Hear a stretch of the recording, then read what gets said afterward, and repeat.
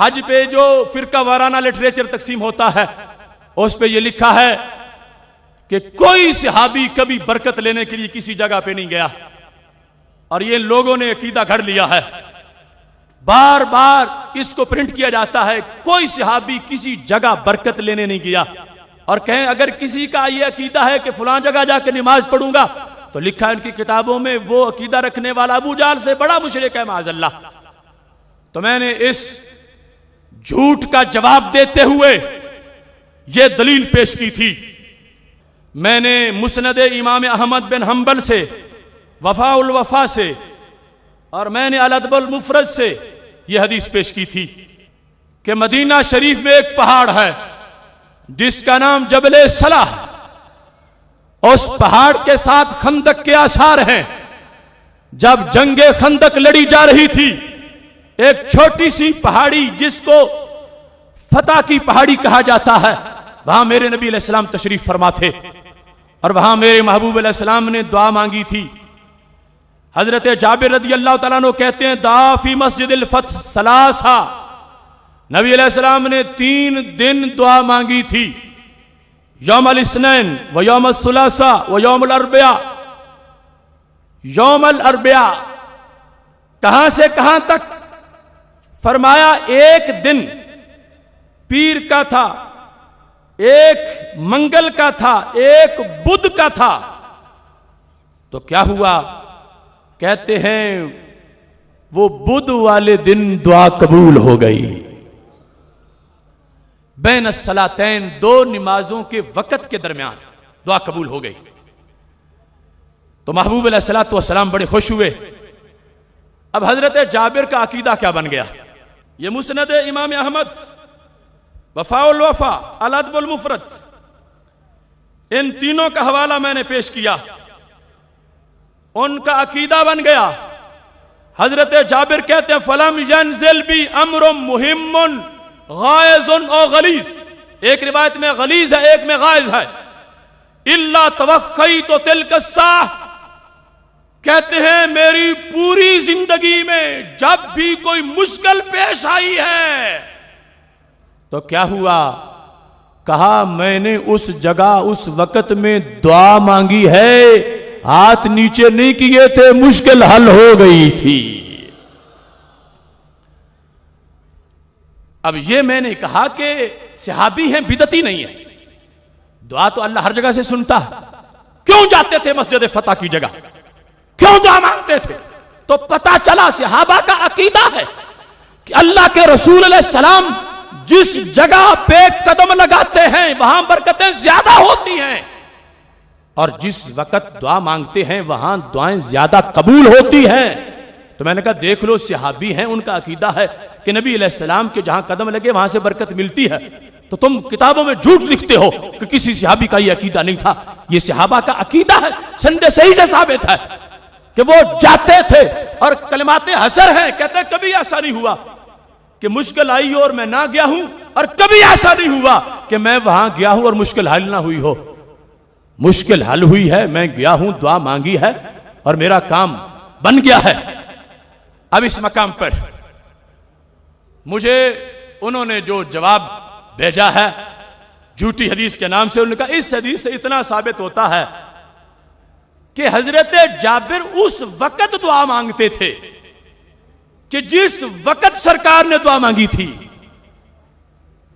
اس جگہ جانا ثابت نہیں ہے، صرف اس وقت دعا مانگتے تھے، اس جگہ جانا ثابت نہیں۔ یہ جگہ جانا تم نے خود گھڑا ہوا ہے برکت ثابت کرنے کے لیے کہ وہاں جانے سے برکتیں ملتی ہیں، جگہ ثابت نہیں، کہتے ہیں صرف وقت ثابت ہے۔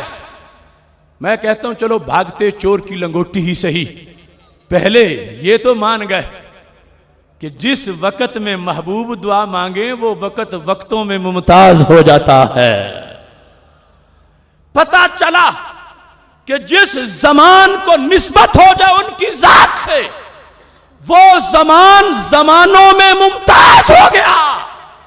تو میں کہتا ہوں جس مکان کو نسبت ہو جائے ان کی ذات سے، وہ مکان مکانوں سے بھی ممتاز ہو گیا۔ لہذا ان کا عقیدہ جو تھا اس کے مطابق تو وقت میں بھی برکت نہیں آنی چاہیے تھی، کیونکہ ان کا عقیدہ ہے کہ جس کا نام محمد و علی ہے وہ کسی نفع و نقصان کے مالک نہیں، وہ کچھ کر نہیں سکتے، وہ دے نہیں سکتے، اور یہ کوئی برکت تھوڑی ہے کہ محبوب علیہ السلام نے ایک وقت بدھ میں دعا مانگی اور قیامت تک کی بدھ اس کی وہ گھڑی برکت والی بن جائے، یہ فیض بھی تھوڑا تو نہیں۔ لیکن جہاں تک ان کا یہ کہنا ہے کہ جگہ جانے کا ذکر نہیں، تم جگہ میں برکت سمجھتے ہو اور جگہ جا کے برکتیں مانگتے ہو، تو دلیل میں لا رہا ہوں، یہ میرے پاس کتاب اس امام کی ہے جس کو امام بخاری کہا جاتا ہے،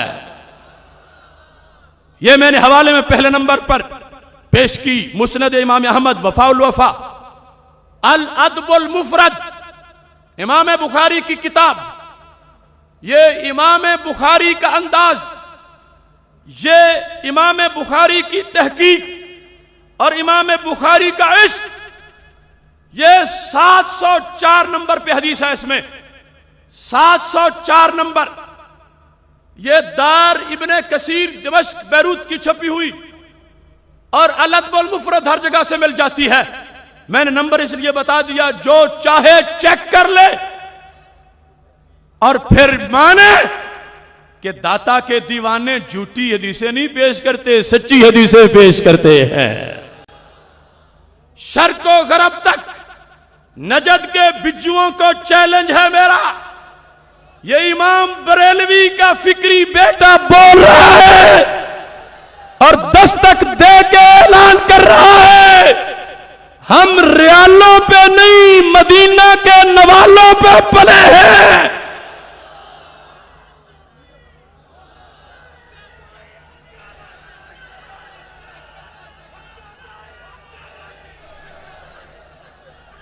پوری سند ساتھ لکھی ہوئی ہے، ان عبد الرحمن بن کعب قال سمیتو جابر بن عبداللہ، میں نے حضرت جابر سے سنا، جابر بن عبداللہ سے سنا رضی اللہ تعالیٰ عنہما، یقول، وہ کہتے ہیں، دعا رسول اللہ صلی اللہ علیہ وسلم فی ھذا المسجد، اے مسجد الفتح، کہ رسول اللہ صلی اللہ علیہ وسلم نے اس مسجد میں، پتا چلا کہ کہیں پاس کھڑے تھے، کہ اس مسجد میں یعنی مسجد فتح میں کیا کیا تھا؟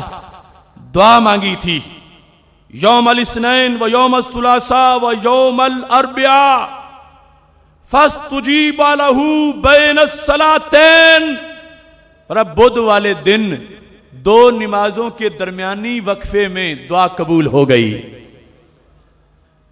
تو پھر کیا ہوا؟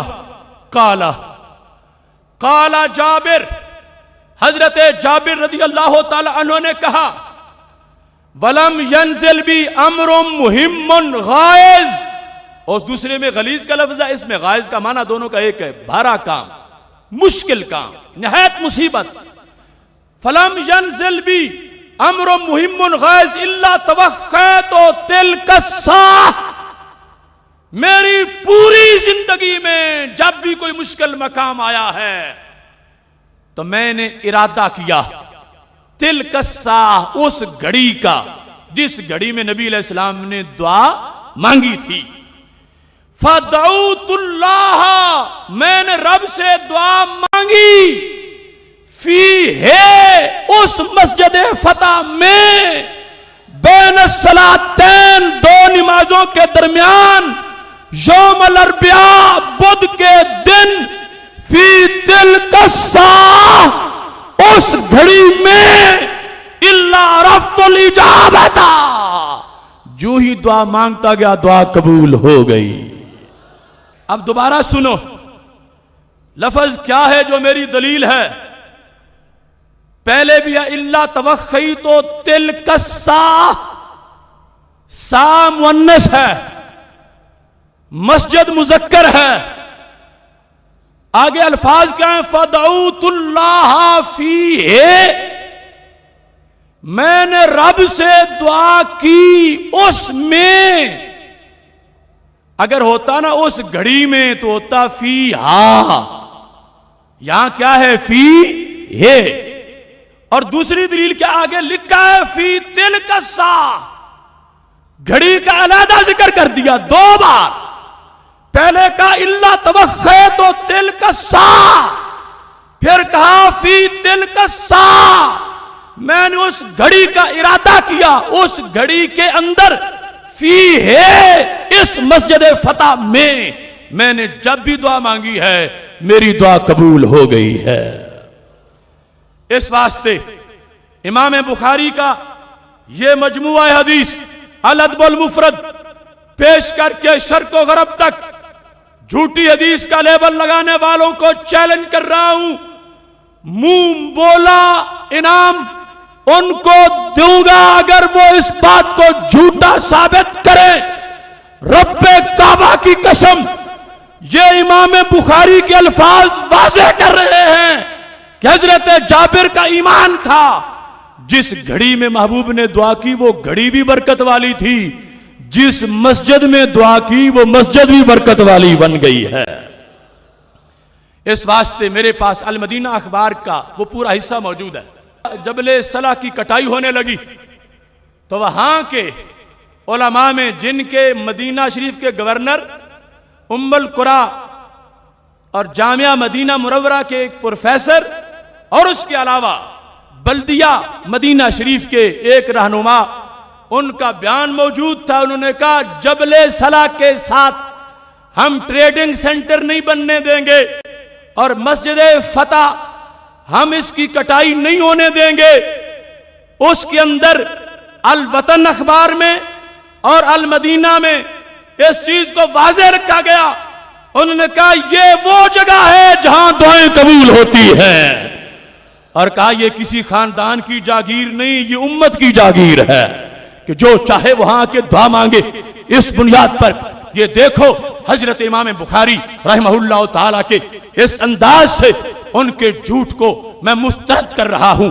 مجمع عام میں دنیا کے سامنے لائیو پوری دنیا میں سنا جا رہا ہے، اور یہ بتا رہا ہوں کہ ہم اہل سنت و جماعت کے مسلک کی بنیاد جھوٹ پر نہیں ہے، اللہ کے فضل سے فولاد سے پختہ دلیلوں پر موجود ہے.